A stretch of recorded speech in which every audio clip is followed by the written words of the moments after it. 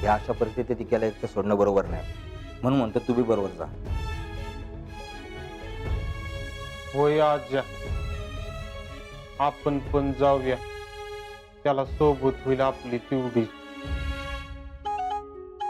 अरे तुम्ही सोबत असला म्हणजे त्याला पण जरा आधार वाटेल.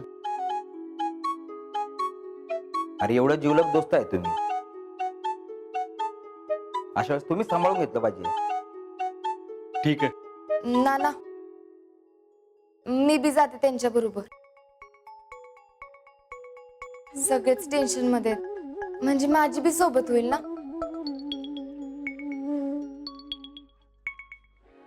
अहो काय ना जाऊ दे की तिला. आजा रावल्या सुने आहेत की बरोबर.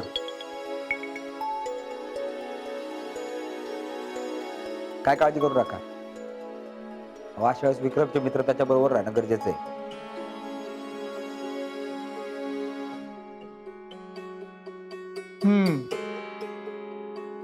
शीतल, जा तू पण, आणि आता लगेच निघा, म्हणजे लवकर पोहोचाल आणि लवकर माघारी याल. होय आजा, तू विक्याला बोलव, लगेच निघूया. मी गाडी काढतो. ओके.